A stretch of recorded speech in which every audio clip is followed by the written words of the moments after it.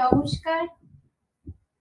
আজ আমি আপনাদের শাশ্বতী ম্যাডাম আবার আপনাদের কাছে উপস্থিত হয়েছি। আমার BHIC 132 ছাত্রছাত্রীরা সবাইকে আমার শুভেচ্ছা এবং নমস্কার। আজ যে ইউনিটটি পড়াবো সেটি হলো ইউনিট 14, যার বিষয়বস্তু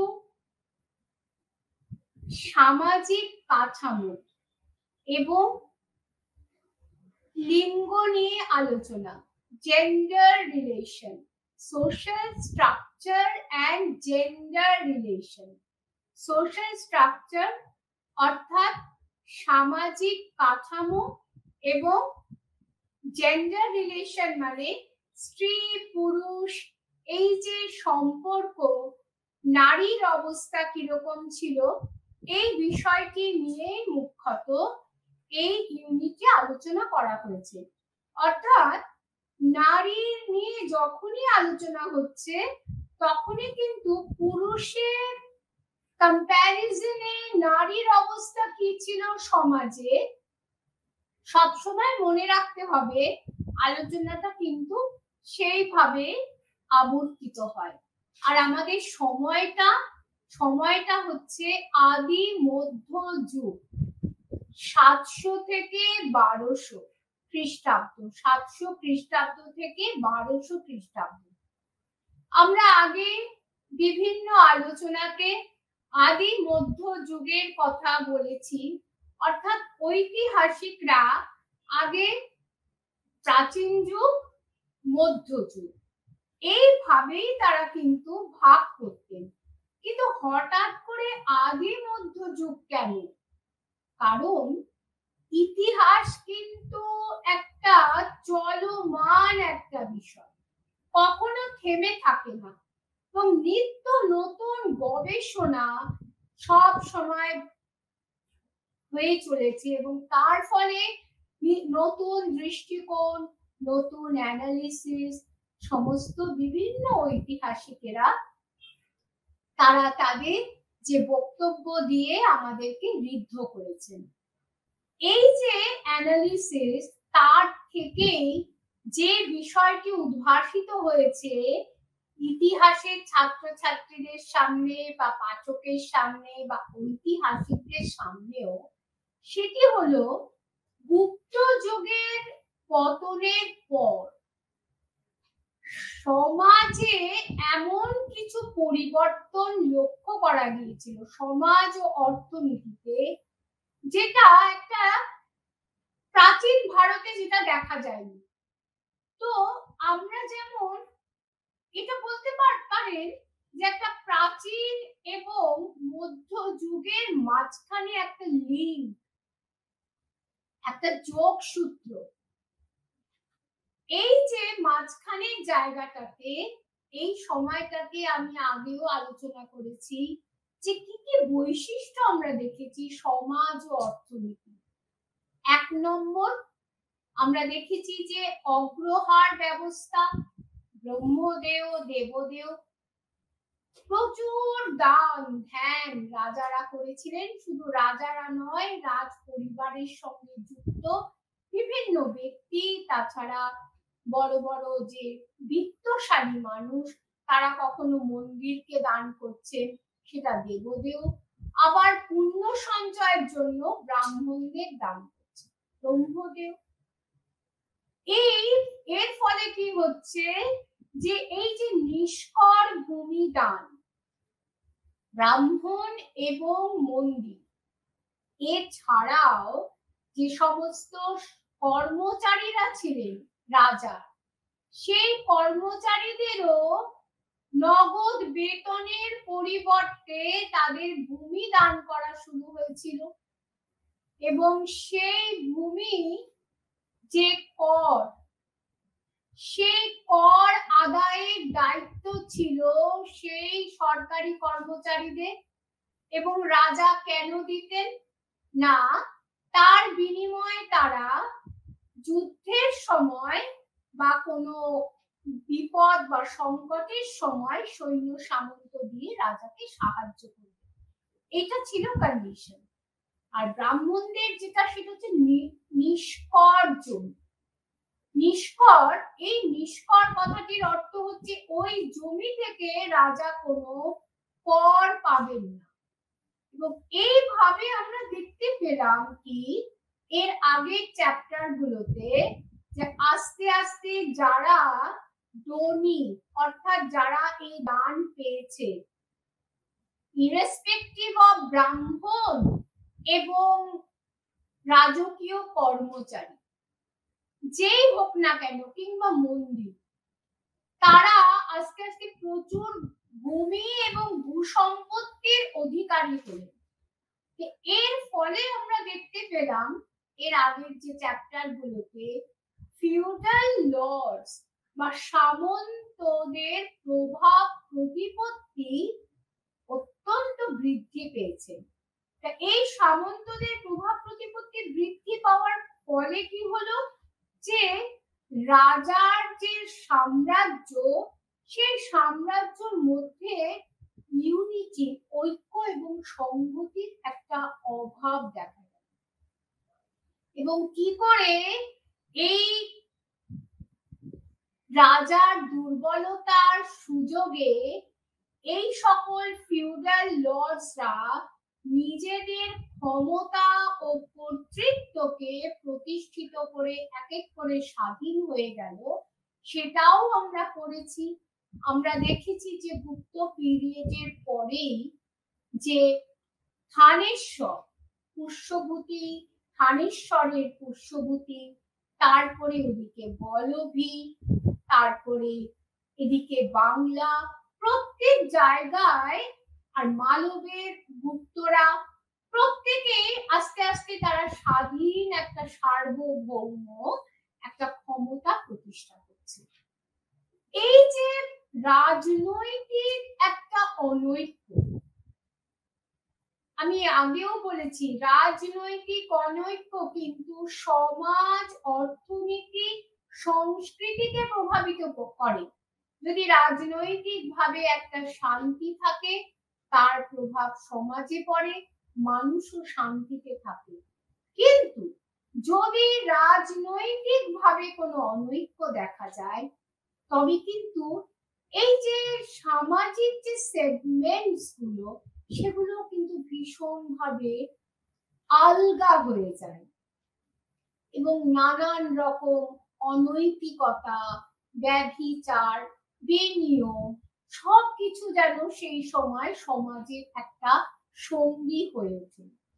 তা এই যে যুগটা 700 থেকে 1200, এই যুগটাকে অনেকে বলেছেন যে কলিযুগ। কলিযুগ কেন না, এই সময় সামাজিক অধঃপতন, অবক্ষয় দেখা যাচ্ছে। তাহলে কলিযুগের কি এটাই বৈশিষ্ট্য? এই বৈশিষ্ট্যর জন্যই তাকে ত্রেতা এবং দাপর থেকে পৃথক করা হয়েছে। আমরা রামচন্দ্রের কথা শুনেছি, আমরা কৃষ্ণের কথা শুনেছি। তো সেই যে যুগটা, সেই যুগে কি একেবারেই কোনো অনৈতিকতা ছিল না? সেটা বললে তো ভুল হবে, কারণ সেই সময়েও কিন্তু সীতাহরণ হয়েছে। সেই সময়েও আমরা দেখছি কৃষ্ণের সময় রামায়ণ, আমরা মহাভারতে আমরা দেখছি সেই কুরুক্ষেত্রের যে যুদ্ধ, ভাই ভাইকে বধ করছে। আমরা দেখেছি ত্রেতাতে কিভাবে বলি বধ হচ্ছে। তাহলে কিন্তু সামগ্রিকভাবে যে অবক্ষয় কলিযুগে দেখা গেছে সেটি হয়তো আগের যুগগুলোতে দেখা যায়নি। অনেক সময় কথার কথা আপনারা শুনবেন, যখন কোনো কিছু সংকট আসে বা সামাজিক কোনো বেনিয়ম চোখে পড়ে যেটা সামাজিক কাঠামোর বিপরীত, তখন আমরা কি বলি? ঘোর কলিকাল উপস্থিত। কি যে হচ্ছে কি না হচ্ছে কেউ জানে না। তার মানে যেসব জিনিস বা যেসব ঘটনা আগে ভাবা যায়নি সেই সব ঘটনাই যেন ঘটতে শুরু করলো। এইটাই হচ্ছে ঘোর কলি, মানে কলিকালে বেনিয়মটাই যেন নেই। এই কারণেই এই যে আদি মধ্যযুগকে কলি যুগের পর্যায়ভুক্ত করেছেন বিভিন্ন শাস্ত্রকাররা। সামাজিক অবক্ষয় এবং রাজনৈতিক ভাবেও কিছুটা বিকেন্দ্রীকরণ তার কারণে তো অবক্ষয় বটে। তাহলে এই যে সময়টা, এই সময়টার কথা জানতে গেলে বিভিন্ন সাহিত্যিক উপাদান রয়েছে। তার মধ্যে চরিত কাব্য আছে,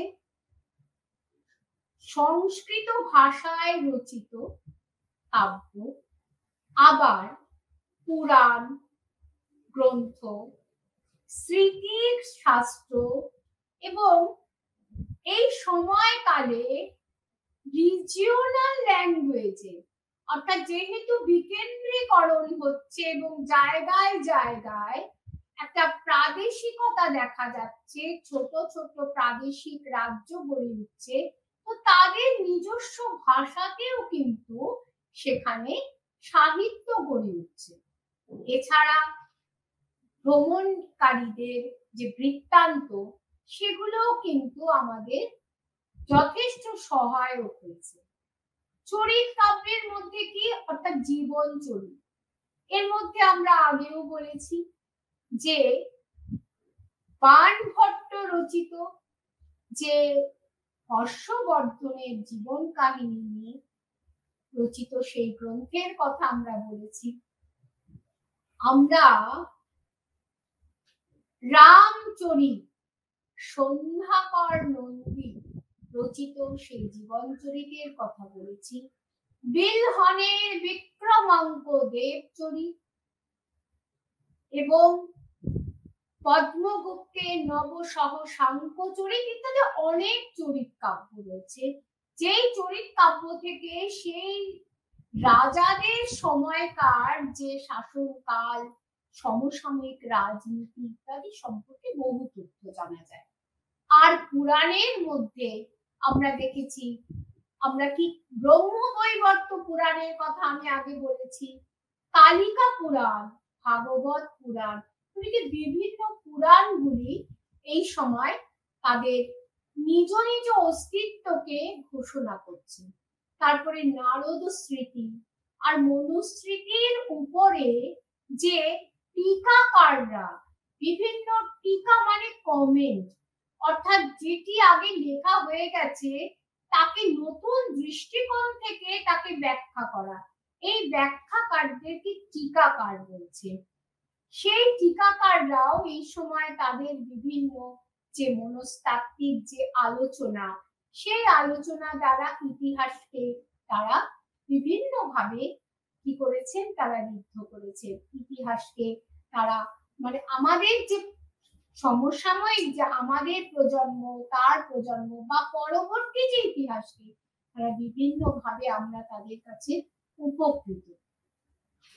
আর এরপরেই যে অসংস্কৃত যে রিজিওনাল ভাষায়, তার মধ্যে আমরা দেখছি ভাস্করাচার্য রচিত লীলাবতী, আমরা দেখছি জীমূত বাহনের দায়ভাগ, হ্যাঁ, এই যে এবং কৃষি পরাশর ইত্যাদি যে গ্রন্থগুলি, এগুলি সেই সময় তারা বিভিন্ন সেই সময়কার কন্টেম্পোরারি বিষয়গুলি তারা লিপিবদ্ধ করেছে। এছাড়া আমি আরেকটা বিষয়ের কথা বলবো, যে বাংলায় আমরা দেখতে পেয়েছি যে বল্লাল সেন রচিত দান সাগর অদ্ভুত সাগর, এই যে দান সাগর, এই দান সাগর থেকেও কিন্তু বাংলার যে সমসাময়িক যে সমাজ, সেই সমাজ সম্পর্কে অনেক কিছু জানা যাচ্ছে। যারা আমরা দেখতে পাচ্ছি আল বিরুনি, আল মাসুদি এবং ইবন বতুতা, আল বদুরি প্রভৃতি বিভিন্ন যে সমস্ত পর্যটকরা ভারতে এসেছিলেন, তারা বিভিন্ন সময়ে ভারতের বিভিন্ন অঞ্চল তারা পর্যটন করেছেন এবং তারা যেটা প্রত্যক্ষ করেছিলেন সেটিও তারা লিপিবদ্ধ করে রেখেছেন। তাহলে এই যে সোর্স গুলো যে সমস্ত উৎসগুলো, এখানে আমরা দেখছি যে রাজনীতির থেকে কিন্তু তদানীন্তনে 700 থেকে 1200 এই সময়কার অর্থনীতি ও সমাজের উপরেই কিন্তু আলোকপাত বেশি করা হয়েছে, যেটি নিয়ে আজকে ইউনিট 14 আলোচনা আবর্তিত হয়েছে। একটি বিষয় মনে রাখা দরকার, এই যে আমি জেন্ডারের কথা বললাম, সেই জেন্ডার সম্পর্কে আগে যে ধারণা ছিল সেই ধারণার অনেক পরিবর্তন হয়েছে এবং অনেক নতুন নতুন ব্যাখ্যা, নতুন নতুন ঐতিহাসিক তত্ত্ব উপস্থাপিত হয়েছে। তাছাড়া আরেকটি বিষয় আমাদের সকলকে মনে রাখতে হবে যে ইতিহাসের আলোচনা সেটা কিন্তু অনেক পরিবর্তিত হয়েছে। এখন ইতিহাস বলতে আর রাজা রানীর গল্প বা যুদ্ধের কাহিনী নয়, এখন ইতিহাস বলতে সমাজের যে গ্রাসরুট লেভেলে যে সমস্ত মানুষরা রয়েছে যারা এই সভ্যতাকে ধারণ করছে, সে রবীন্দ্রনাথের ওরা কাজ করে সেই যে কবিতাটিতে, সেখানে আমরা দেখেছি চাষার গল্প, সেখানে আমরা শ্রমিকের গল্প, তারাই তো এই সভ্যতাটাকে বহন করছে। আর রাজারা যারা শুধু যুদ্ধ করেছিলেন তারা এখন ইতিহাসের পাতায় মুখ লুকিয়েছে। রবীন্দ্রনাথ ঠাকুরের মতে সত্যি তো তাদের তো বাস্তবের সঙ্গে কোনো তাদের জড়িত তারা নয়, কিন্তু যারা শ্রমিক, যারা কলকারখানায় কাজ করেছে যারা কষ্ট করে এই রাস্তাঘাট তৈরি করেছে, আজকে আমরা যার ফসল আমরা ভোগ করছি, তারাই তো প্রকৃত মানুষ, তাদের উপরেই তো ইতিহাসের আলোকপাত হওয়া উচিত, কিন্তু দীর্ঘদিন তারা অবহেলিত ছিল। তো এই যে দাসরা, কৃতদাসরা, শূদ্ররা, তাদের অবস্থা কেমন ছিল সে বিষয়ে কিন্তু এর আগে অতখানি আলোচনা হয়নি, যেটি আধুনিক যুগের ইতিহাসের মধ্যে সংযোজিত হয়েছে। আগে জেন্ডার নিয়ে, নারী নিয়ে আমরা কি দেখেছি, এএস আলটেকার তিনি কি করেছেন, তিনি position of women in Hindu civilisation, সেখানে তিনি বলেছেন যে নারীর অবস্থা অতীতে খুব ভালো ছিল, কিন্তু অধ্যাপিকা উমা চক্রবর্তী তিনি তার গবেষণার মাধ্যমে দেখিয়েছেন যে নারীর অবস্থা কিন্তু প্রথম পূর্ববর্তী বৈদিক যুগের পর থেকে আস্তে আস্তে ডিটোরেট করেছে, খারাপ হয়েছে। বিশেষ করে এই যে যুগটার কথা বলছি, এই সময় কিন্তু নারীর অবস্থা একেবারেই ভালো ছিল না। তারপরে শূদ্রদের কথা, দাসদের কথা,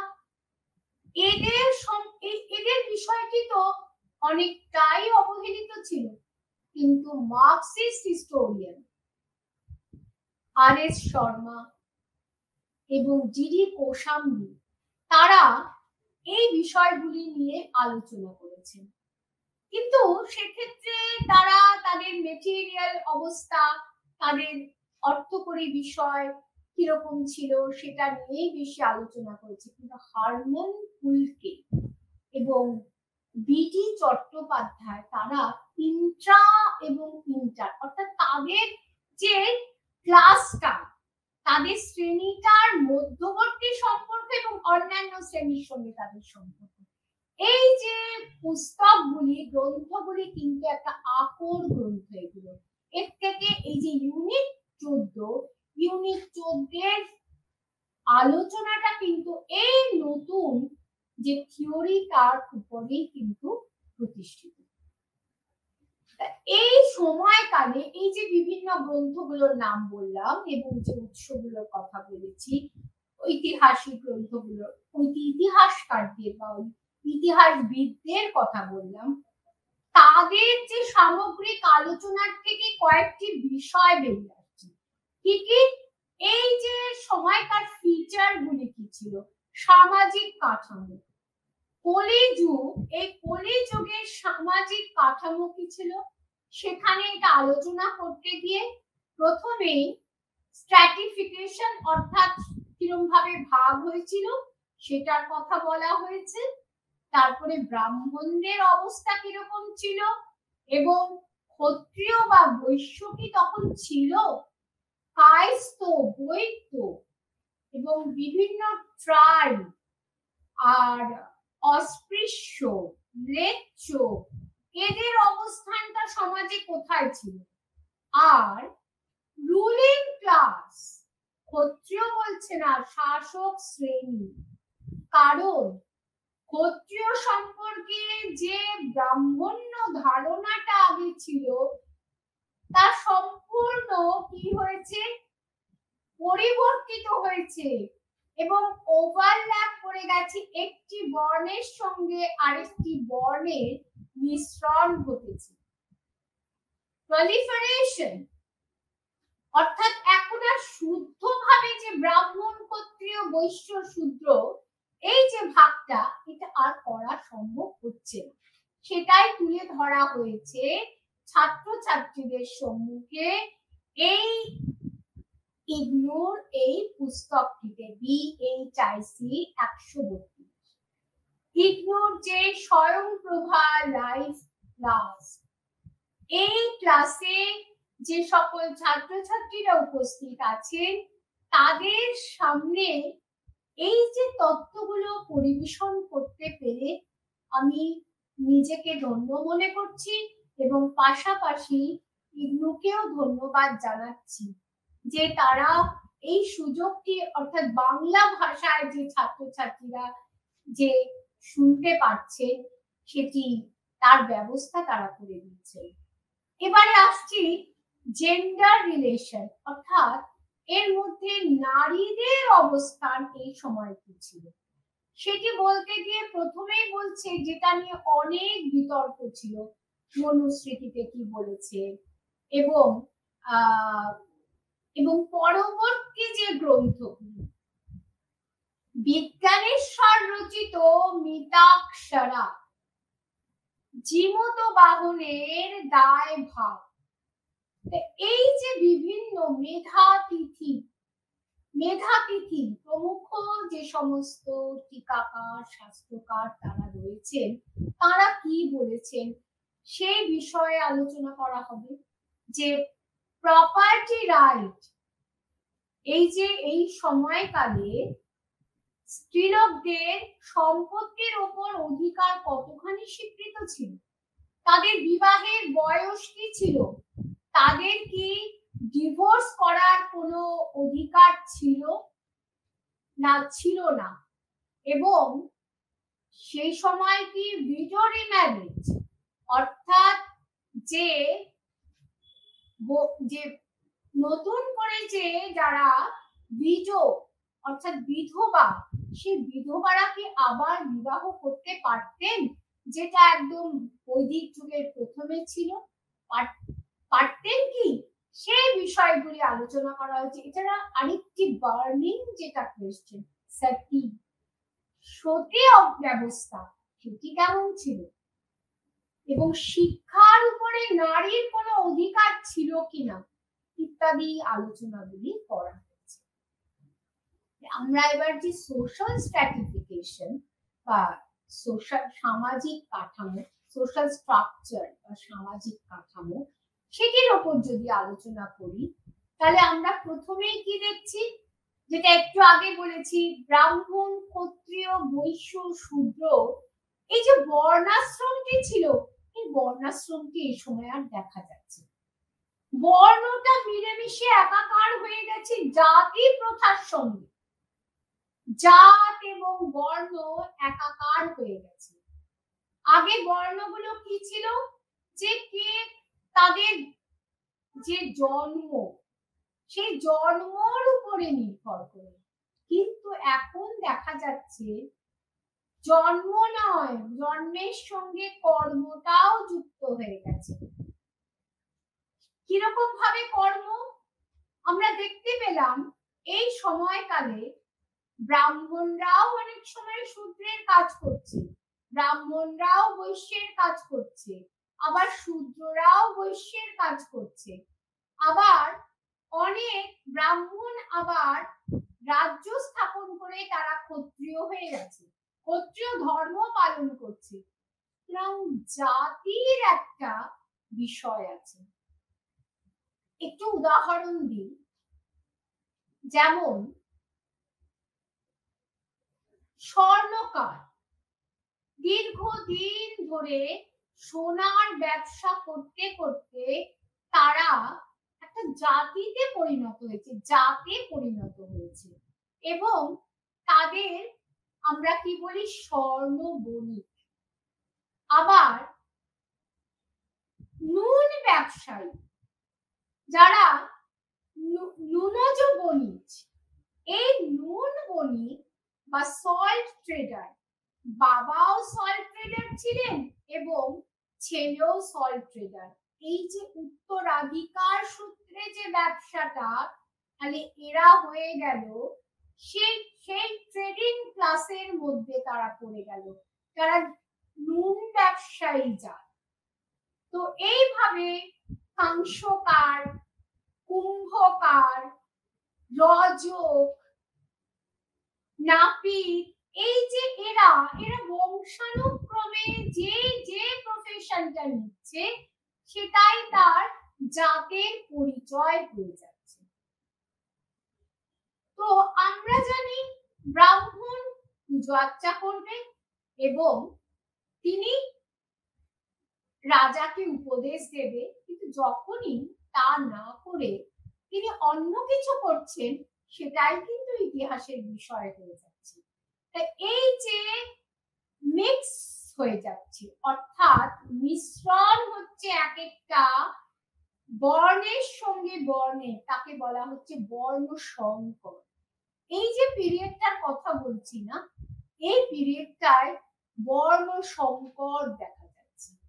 সংকর, সংকর মানে হচ্ছে মিশ্রণ, একটা বর্ণের সঙ্গে আরেকটা বর্ণের, একটা জাতের সঙ্গে আরেকটা জাতের মিশ্রণ হয়ে যাচ্ছে, এবং এক বর্ণের লোক আবার অন্য জাতের প্রফেশন নিয়ে তারা আবার সেই জাতের অন্তর্ভুক্ত হয়ে যাচ্ছে।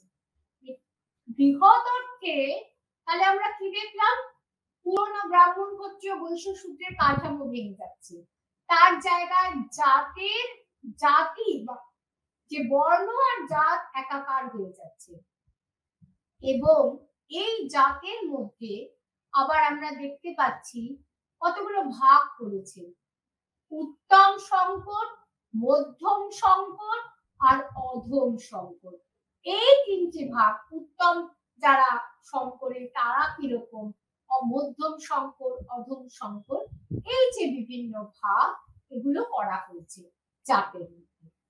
শূদ্র আমরা যদি দেখি যে শূদ্রদের মধ্যেও কিন্তু এই উত্তম, মধ্যম আর অধম এই তিনটি ভাগ রয়েছে। শূদ্রদের মধ্যে যারা উত্তম, তার মধ্যে যেমন উদাহরণ আমরা দেখতে পাচ্ছি বৈদ্য। আমরা মধ্যমের মধ্যে যাই, তাহলে আমরা রজকে পাবো। আবার অধম যারা, অধম সংকর, তাদেরকে ইকুয়াল করে দিচ্ছে অস্পৃশ্যদের সঙ্গে।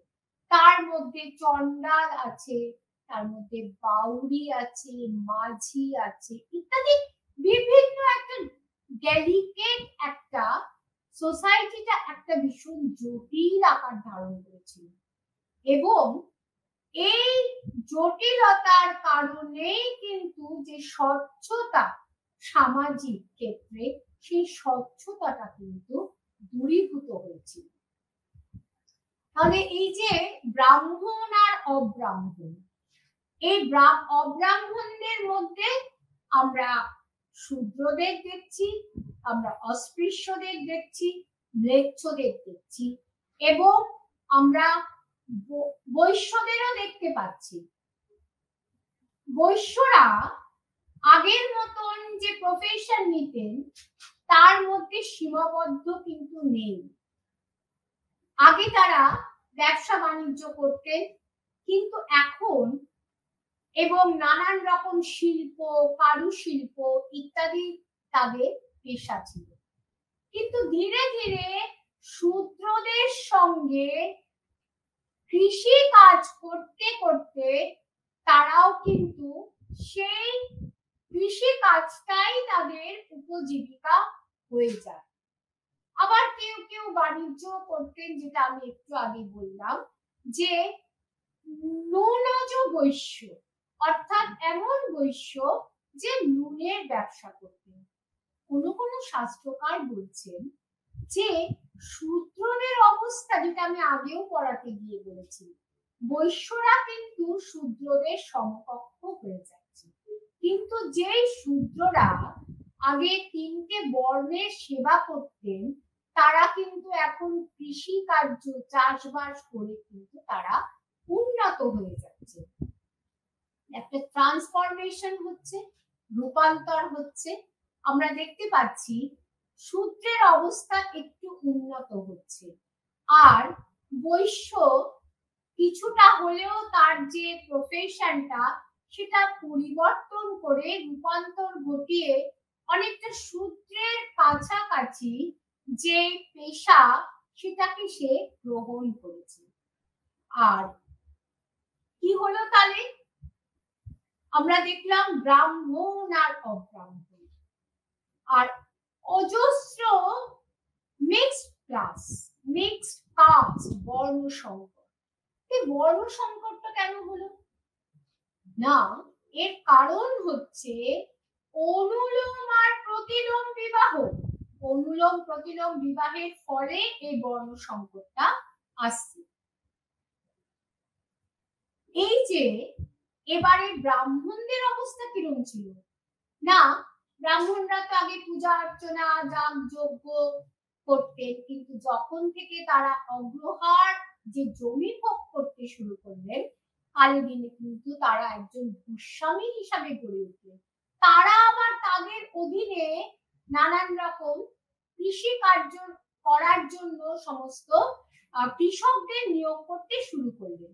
একই অবস্থা ফুটে উঠল যারা দেবদেয় অর্থাৎ ভূসম্পত্তির অধিকারী হয়েছেন, যে সমস্ত মন্দির। ব্রাহ্মণদের ক্ষেত্রে একটা রূপান্তর ঘটল, যাগযজ্ঞ পূজার্চনা থেকে আস্তে আস্তে তারা ভূমির অধিকারী হয়ে যাচ্ছে। এটি একটি বিষয়। আরেকটি বিষয় যেটা এই সময়কালে স্টেট থেকে নন স্টেটে রাজার অধিকার প্রতিষ্ঠিত ছড়িয়ে পড়ছে। অর্থাৎ যেই সমস্ত জায়গাগুলি রাজার অধীনে ছিল না, কিন্তু ভূমি দান করে সেই সমস্ত রিমোট অর্থাৎ প্রত্যন্ত জায়গাগুলিও সেই সব রাজার অধীনে এসে গেছে। তাহলে ব্রাহ্মণদের যদি সেখানে জমি দেওয়া হতো, তাহলে ব্রাহ্মণ আর তার নিজের গ্রামের সঙ্গে আটকে থাকছেন না, তিনি স্থানান্তরে যাচ্ছেন, এবং সেই যেখানে তাদের বিভিন্ন উপজাতিদের সঙ্গে তাদের মিক্সচার হচ্ছে, তাদের সমন্বয় হচ্ছে, সমন্বয় হয়ে সেই উপজাতিদের মধ্যে কিছু কিছু মানুষ তারা ব্রাহ্মণ্য ধর্মের কাঠামো গ্রহণ করে কেউ শূদ্র হচ্ছেন, আবার কেউ ব্রাহ্মণ হচ্ছেন। যেমন আভীর ব্রাহ্মণ, আমি আগে আভীর ব্রাহ্মণের কথা বলেছি, বয়া ব্রাহ্মণ, অম্বিষ্ঠ ব্রাহ্মণ, অর্থাৎ ট্রাইবের সঙ্গে তাদের একটা কানেকশন আসছে। এই সব ব্রাহ্মণদের আর কি কাজ ছিল? যজমানি, অর্থাৎ বিভিন্ন লোকেদের বাড়ি বাড়ি গিয়ে, এটা তো পুরাতন কাজ, কিন্তু আগে ব্রাহ্মণরা যারা বড় ব্রাহ্মণ ছিলেন তারা রাজপাট সামলাতেন। কিন্তু এখন যে ছোট ছোট যে ব্রাহ্মণ যারা পরিবার, তারা দূর দূরান্তে তারা যজমানি করতে যেতেন, সুতরাং যজমানিটাও তাদের একটা ব্যবসা হয়ে গেল। আর কেউ কেউ যারা ভূস্বামী হয়ে যাচ্ছে, কিন্তু কিছু ব্রাহ্মণ তারা হচ্ছে অসৎ ব্রাহ্মণ, তারা কেউ ব্যবসা বাণিজ্য করছে, কেউ বা মদ বিক্রি করছে, নুন বিক্রি করছে। এরা এরা হচ্ছে ব্রাহ্মণত্ব থেকে তাদের যেন তাদের যে প্রফেশন সেখান থেকে তারা সরে এসেছে, কিন্তু তার মানে এই নয় যে তারা তাদের যজমানিটা ছেড়ে দিয়েছে। ব্রাহ্মণদের মধ্যেও তো অনেক ভাব এই সময় আমরা দেখতে পাচ্ছি। যেমন বরেন্দ্রী ব্রাহ্মণ, রাঢ়ী ব্রাহ্মণ, যেটা বাংলায় আমরা দেখতে পাচ্ছি। উত্তর ভারতে কনৌজিয়া ব্রাহ্মণ, এই কনৌজিয়া ব্রাহ্মণদের শ্রেষ্ঠ বলে মনে করা হতো। যে আমি এই কারণেই বল্লাল সেনের কথা উল্লেখ করেছি, যে বল্লাল সেন তার মাতামহ আদি সুরের উল্লেখ করেছেন, যিনি পুত্রেষ্টি যজ্ঞ করার জন্য কনৌজিয়া ব্রাহ্মণ নিয়ে এসেছিলেন এক ঘর, এবং এদেরকে বলা হয় কুলীন ব্রাহ্মণ। এর থেকে কিন্তু বাংলাতে কুলিনিজম বা কুলীন প্রথা চালু হলো। এক একটি ব্রাহ্মণ, তারা কুলীন ব্রাহ্মণ বহু বিবাহ, অনেক অনেক বিবাহ করতেন। এবং যেহেতু বলে গেলেন যে বল্লাল সেন, যে তিনি ঠিক করে গেলেন, একটা স্ট্র্যাটিফিকেশন করে গেলেন যে কুলীন মেয়েকে কুলীন ব্রাহ্মণের সঙ্গে বিয়ে দিতে হবে। ওই কারণে শত বুড়ো হোক, মৃত্যুপথযাত্রী হোক, তাদের সঙ্গেও তাদের বিয়ে দেওয়া। আর আমরা যদি মৃচ্ছকটিক এই উপন্যাসটি আমি আগে উল্লেখ করেছি, সেখানে চারু দত্ত, তিনি ব্রাহ্মণ কিন্তু তিনি বণিক, তাহলে এটিও কিন্তু তার প্রফেশন থেকে কিছুটা ডিভিয়েশন। এই যে পরিবর্তনগুলি, এগুলো কিন্তু গুপ্ত পরবর্তী সময়ে বিশেষভাবে পরিলক্ষিত হচ্ছে। তাহলে আমি আর কি, ব্রাহ্মণরা ত্রিপাঠী, দ্বিবেদী, চতুর্বেদী, শুক্লা, দীক্ষিত ইত্যাদি বিভিন্ন তাদের পরিচয় তারা কি হচ্ছে, এখন আমরা এই সমস্ত সারনেম গুলো দেখতে পাই। এবং ব্রাহ্মণরা তখন এক একটা টেরিটোরিয়াল ইউনিটির সঙ্গে কনফাইন্ড হয়ে যাচ্ছে। এক একটা গ্রাম যে সব কেন্দ্র করে তাদের সেই পরিচিতিটা আসছে। যেমন বাংলায় বন্দ্যোপাধ্যায়, বন্দ্যগ্রামে যারা বাস করতেন তারা বন্দ্যোপাধ্যায়, চট্টগ্রামে যারা বাস করতেন চট্ট নামক গ্রামে তারা হচ্ছেন চট্টোপাধ্যায়। অর্থাৎ এই আইডেন্টিটি কিন্তু এই সময়কার বিশেষ আকর্ষণ।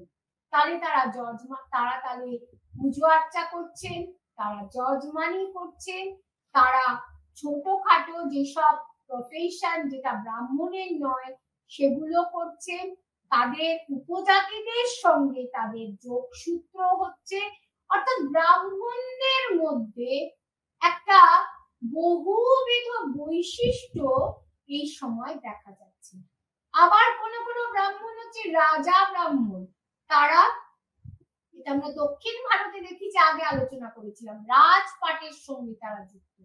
আবার কোনো কোনো ব্রাহ্মণ তারা ক্ষত্রিয় যে ধর্ম গ্রহণ করে তারা নিজেদেরকে ক্ষত্রিয় বলে পরিচয় দিচ্ছেন, কি যেমন আমরা চাহমানদের ক্ষেত্রে দেখেছি, প্রতিহারদের ক্ষেত্রে দেখেছি।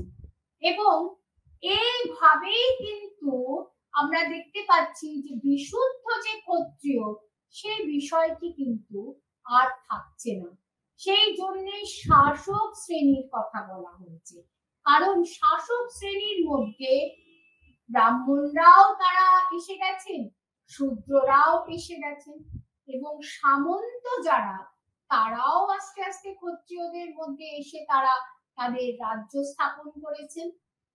এই যে রুলিং ক্লাস, এই রুলিং ক্লাসের মধ্যে একটা বিশেষ বৈশিষ্ট্য এই সময়কার রাজপুতদের উত্থান, যেটা নিয়ে একটা চ্যাপ্টার ইউনিট পুরো পড়িয়েছিলাম। এই রাজপুতরা যেমন কাহাদওয়াল, চাহমানো, গুহিলোড, বাঘেরা, এরা কোথা থেকে, প্রতিহার, এরা কোথা থেকে এসছেন? কেউ বলছেন এরা হচ্ছে অগ্নিকুল, অর্থাৎ বাইরে থেকে এসেছিলেন, তারা আগুনের দ্বারা শুদ্ধ হয়ে তারা নিজেদেরকে প্রতিষ্ঠা করেছেন। তার মানে এখানে বলা হচ্ছে যে হুন যারা এসেছিল বাইরে থেকে তারাই হচ্ছে এই রাজপুতদের পূর্বসূরি। রাজপুতদের উত্থান এই সময়কার একটা বিরাট বিষয়। এবং এই যে সামন্তরা, তারা কেউ মহাসামন্ত, কেউ সামন্ত, কেউ মহামণ্ডলেশ্বর, কেউ মণ্ডলিক, তারা একদিকে যেমন ভূমি উপভোগ করছেন, আবার ওদিকে সরকারের বিভিন্ন দায়িত্বপূর্ণ পদেও তারা রয়েছেন। কেউ রণক, কেউ ঠাকুর ইত্যাদি বিভিন্ন উপাধি, তারা নায়ক ইত্যাদি বিভিন্ন উপাধি তারা গ্রহণ করছে। অর্থাৎ ব্রাহ্মণদের সঙ্গে সঙ্গে শাসক শ্রেণীর যে বিষয়টি, সেটিও কিন্তু অনেকটা জটিল হয়ে উঠছে। আগে যে ক্ষত্রিয় যারা আমরা জানতাম, ক্ষত্রিয়রা শাসন করে, কিন্তু সেটি কিন্তু থাকছে না। কিন্তু এই প্রসঙ্গে আমি একটা কথা বলতে চাই, সেটি হলো যে আমরা যদি নন্দ বংশের, প্রাচীন যুগে নন্দ বংশের কথা বলি, সেখানে মহাপদ্ম নন্দ তিনি কিন্তু জাতিতে শূদ্র ছিলেন। আবার গুপ্তরা অরিজিনালি অনেকের মতে তারা বৈশ্য। এই ট্রেডিশন যে আদি মধ্যযুগে একেবারে হঠাৎ এসেছে তা কিন্তু নয়। আমরা যদি পুরো ইতিহাসটা ভারতের পর্যালোচনা করি, আমরা দেখব ট্রেডিশন, এটা একটা ট্র্যাডিশন, এটা একটা ঐতিহ্য। বিভিন্ন সময় এটা নিজেকে উদ্ভাসিত করেছে বিভিন্ন রাজার মধ্য দিয়ে। তাহলে ব্রাহ্মণদের অনেক পেশা, এবং এই যে রুলিং ক্লাস বা শাসক শ্রেণী, তারাও এই সময় আমরা দেখতে পাচ্ছি প্রচুর জমি ভোগ করছেন, এবং জমি ভোগ করে তারা অনেকে স্বাধীন হয়ে যাচ্ছেন। কেউ রাজার এগেইনস্টে গিয়ে স্বাধীন রাজ্য প্রতিষ্ঠা করছেন, আবার রাজার সঙ্গে বিশ্বাসঘাতকতা করছেন। সময়ে যুদ্ধের সংকটের সময় রাজাকে সৈন্য দিয়ে সাহায্য করছেন না। এই যে বিভিন্ন বিষয়গুলি এই সময়কালে উঠে এসেছে। সর্বোপরি যে ফিউডালিজম বা সামন্ত প্রথা, এটি তো এই সময় একটি দুর্বল দিক, বিকেন্দ্রীকরণের একটা সোর্স বলা যেতে পারে, যেটি সব যে রাজনীতিকে একটা সংকটের মুখোমুখি দাঁড় করিয়েছিল। এবং এবারে আমরা শূদ্রের কথা বললাম, আমরা বৈশ্যদের কথা বললাম, যে বৈশ্যরা তাদের প্রফেশন চেঞ্জ করছে, শূদ্ররা অবস্থা উন্নত হচ্ছে, এবং এই শূদ্রদের মধ্যে যারা অধম তাদেরকে বলা হচ্ছে অস্পৃশ্য। আবার এই অস্পৃশ্যর মধ্যে কি বলছে, চন্ডাল, বাউরি যারা, এবং আমরা গুপ্ত পিরিয়ডে দেখেছি ফাহিয়েনের বর্ণনায় যে তারা বাস করত শহরের বাইরে, এবং তাদেরকে ঢাক বাজিয়ে তাদের ভেতরে ঢোকার ঘোষণা করতে হতো। অর্থাৎ সেই সময় আপার যে কাস্টের লোকেরা সরে যাবে। একটা বিষময় পরিস্থিতি ভারতের বর্ণ প্রথা, যেটি কিন্তু ভারতের যে ভিত্তিটাকে দুর্বলই করে দিয়েছিল। তো এই যে, এবং ম্লেচ্ছ কাদের বলা হতো, যারা বাইরে থেকে এসে যারা ক্ষত্রিয় ধর্ম নিয়েছে, যেমন শক, যেমন হুন, তাদেরকে ম্লেচ্ছ বলা হতো। আমরা মাঝে মাঝে যখন কেউ কোনো অসভ্যতা বা মানে এমন কোনো আচরণ যেটা এটিকেটের বাইরে, আমরা বলি কি ম্লেচ্ছের মতন, হয়তো বিছানায় বসে খাওয়া দাওয়া করছে, কি ম্লেচ্ছের মতন আচরণ করছে। ম্লেচ্ছ কথাটা হচ্ছে এইখানে যে যারা ব্রাহ্মণ্য যে এটিকেট গুলো, রীতি নীতি, সেগুলোকে গ্রহণ করেন এবং এখনো বর্বরচিত কাজ করে যাচ্ছে, পুলিন্দ শবর, তাদেরকে ম্লেচ্ছের পর্যায়ভুক্ত করা হচ্ছে। এবং আমি একটু আগে বলেছি কায়স্থদের কথা, সেই সময় লেখার কাজ হতো, করণিকো, করণকুলিকো, এই যে যারা বেশ শিক্ষিত সমাজ থেকে আসতো, কিন্তু তারা যখন ধীরে ধীরে এই কাজটা করতে থাকলো, তখন তারা একটা জাতি পরিণত হয়ে গেল। বৈদ্য, বৈদ্য প্রফেশনটা, বৈদ্য যে পেশাটা, এটাকে বলা হতো এটা হচ্ছে অস্পৃশ্যদের পেশা, এবং ব্রাহ্মণরা কোনো মতেই এটা গ্রহণ করবে না। যদিও এই বিষয়গুলো আস্তে আস্তে ধীরে ধীরে অনেক দূরীভূত হয়েছে। এবারে জেন্ডারের কথায় যদি আসি, স্ত্রীলোকের অবস্থা কিরকম ছিল, সেখানে আমরা দেখতে পাচ্ছি যে যদিও এই সময় বিভিন্ন টিকাকাররা, আমরা মিতাক্ষরাতে আমরা দেখতে পাচ্ছি সেখানে স্ত্রীলোকের যে প্রপার্টি বা সম্পত্তির অধিকারের কথা বলা হয়েছে, কিন্তু সেই সম্পত্তির অধিকার স্ত্রীলোক কিভাবে প্রয়োগ করবে সেই বিষয়টি কিন্তু পরিষ্কার করা হয়নি। আগে স্ত্রীধন বলতে কেবল তার অলংকারই বোঝাতো, কিন্তু যখন প্রপার্টি রাইট স্বীকৃত হচ্ছে, তখন বিধবার প্রপার্টি রাইটের উপরে বেশি গুরুত্ব দেওয়া হচ্ছিল। কিন্তু এগুলি সবই কথার কথা কিনা সে সম্পর্কে কিন্তু ঐতিহাসিকদের মধ্যে বিতর্ক রয়েছে।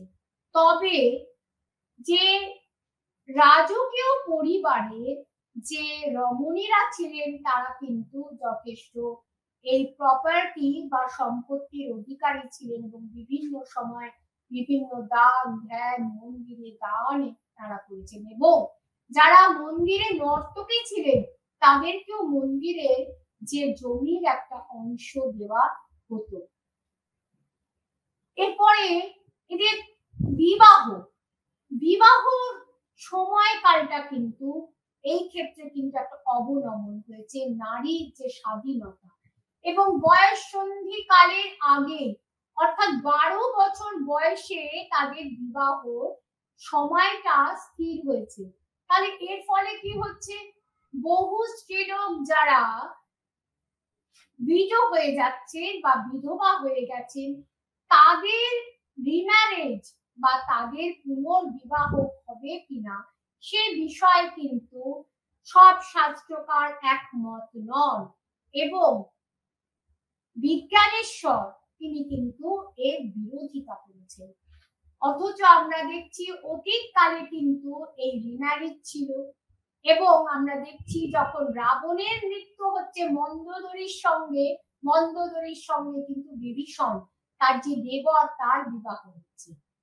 তাহলে বিবাহের সময়টা অনেক কমিয়ে দেওয়া হচ্ছে, একদম ছোট বয়সে বিবাহ হচ্ছে, যার জন্য তার শিক্ষার অধিকারটা কেড়ে নেওয়া হচ্ছে, এবং বলা হচ্ছে নারী হচ্ছে শূদ্রের স্বামী, এবং তার বুদ্ধি তার মেধা পুরুষের সমকক্ষ নয়, এবং কোনো বড় কোনো রাজনৈতিক দায় সামলানোর অধিকারও বা তার যে ক্ষমতা তার নেই।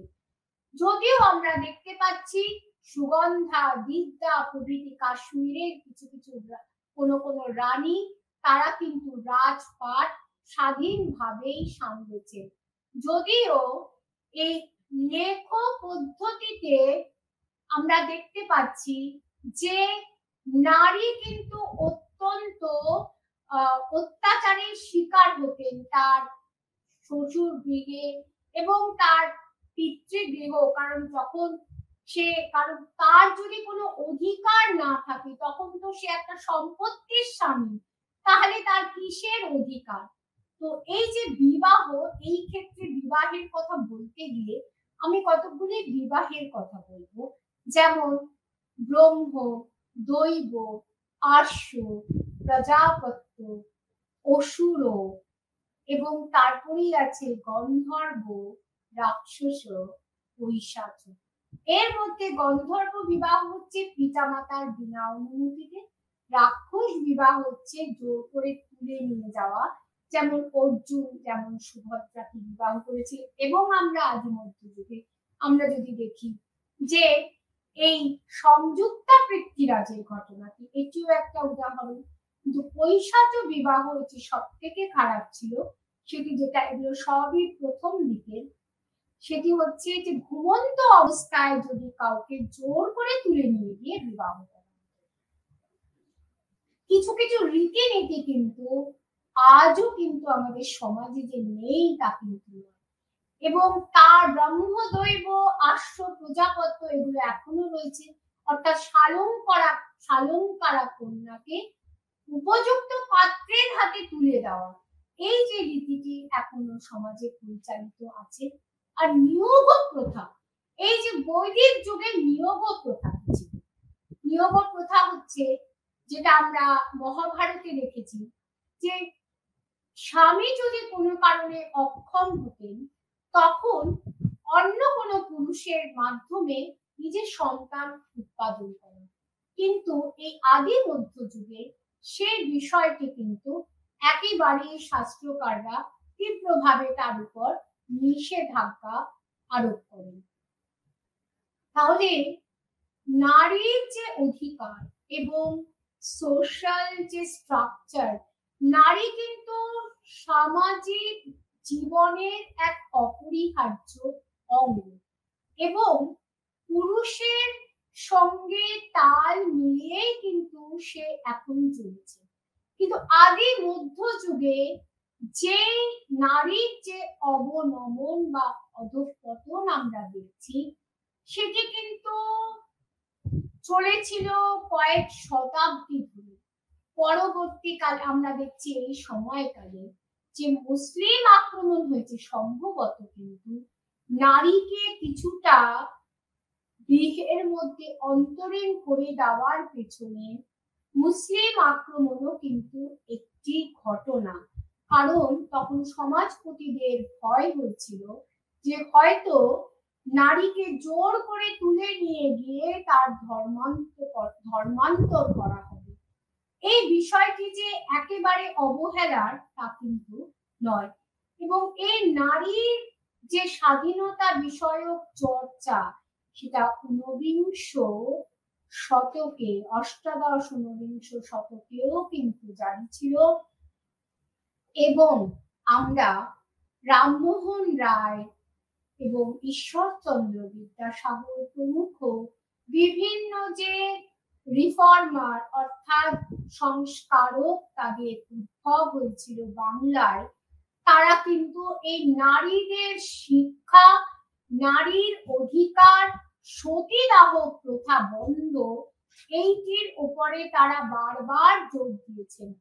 সতীদাহ প্রথার সঙ্গে কিন্তু অনেকে বলেন যে একজন বিধবা নারী সারা জীবন ধরে কষ্ট ভোগ করবে, তার থেকে একবারে স্বামীর সঙ্গে চিতায় দগ্ধ হয়ে যান, যেটা আপনারা আপনাদের বইয়ের পাতায় এটি দেখতে পাবেন। কিন্তু এটা তো কোনো লজিক নয় যে একবারে দগ্ধ হয়ে যাওয়া। অনেকে বলেন যে এর সঙ্গে পারিবারিক গরিমা অর্থাৎ গ্লোরিফিকেশন জড়িত ছিল এবং অর্থনৈতিক ভাবনা। দেখবেন সতীপীঠ বিশেষ করে রাজস্থান, মধ্যপ্রদেশ, এইসব জায়গায় এবং বাংলারও কোনো প্রত্যন্ত অঞ্চলে সেই সময় সতীপীঠ অর্থাৎ যেখানে সতীকে জোর করে দাহ করা হতো, সেখানে সতীর পায়ের ছাপ, এবং বলা হতো যে সেখানে গিয়ে সিঁদুর পড়লে, সিঁদুর মাখিয়ে সেই সিঁদুর পড়লে নাকি মহিলাদের পুণ্য হবে। কিন্তু কথা হলো যে একটি নারীকে এইভাবে অগ্নিদগ্ধ করে সেটা তো কোনোভাবেই কিন্তু সমাজের উন্নতি হতে পারে না। কারণ স্বামীজির কথায় যে নারী, যেটা আমি আগেও বলেছিলাম, আবার পুনরাবৃত্তি করছি, একটি পাখি যেমন দুটো ডানা ছাড়া উঠতে পারে না, তেমনি নারী জাতি যদি একেবারে নিচে থাকে, তাদের যদি কোনো অগ্রগতি না হয়, কারণ একটি শিশুর কিন্তু প্রথম যে টিচার সে হচ্ছে মা। মা যদি অশিক্ষিত হয়, মা যদি না থাকে, তবে সেই সন্তান কখনোই প্রকৃত অর্থে তার মানসিক তার বিকাশ করতে পারে না। কাজে সেই ক্ষেত্রে মাকে কিন্তু সুশিক্ষিত হতে হবে। নাইবা করলেন তিনি হয়তো চাকরি বাকরি করলেন না, কিন্তু তাকে সুশিক্ষিত হতে হবে। আমাদের ঠাকুমা দিদিমারা তারা, এই যে আমি নারী শিক্ষার কথা বলছি, শিক্ষাটা সংকুচিত ছিল। এখনো গ্রামে গঞ্জে ভাই পড়তে যাবে, তোর পড়ে কি দরকার, তোর তো বিয়ে হয়ে যাবে, তোমার তো বিয়ে হয়ে যাবে, তোমার বিয়েতে অনেক টাকা খরচা করতে হবে। অর্থাৎ মেয়েদের জন্মই যেন বিয়ে পরের ঘরে গিয়ে বিয়ে করে পরের ঘরে যাওয়া আর সন্তান উৎপাদন করা। এবং যখন তারা বিয়ের আগে তখন বাবার বাড়িতে, বিয়ের পরে শ্বশুর বাড়িতে। আবার যে মেয়ের বিয়ে হয় না তাকেও কিন্তু বাপের বাড়িতে অতটা ভালো চোখে দেখা হয় না। আমি আজকে 700 থেকে 1200 শতকের কথা বলছি, কিন্তু একবার যদি আপনারা চিন্তা করেন আমরা একবিংশ শতকে দাঁড়িয়ে আছি। এখন যে সামাজিক কাঠামো অনেক উদার হয়েছে, এখন আর ওই রকম জাত পাত এখন সেইভাবে মানা হয় না। এবং অনুলোম প্রতিলোম যে বিবাহ, অনুলোম বিবাহে পুরুষ হচ্ছে উচ্চ বর্ণের, নারী নিম্ন বর্ণের, প্রতিলোমে নারী উচ্চ বর্ণের, পুরুষ নিম্ন বর্ণের।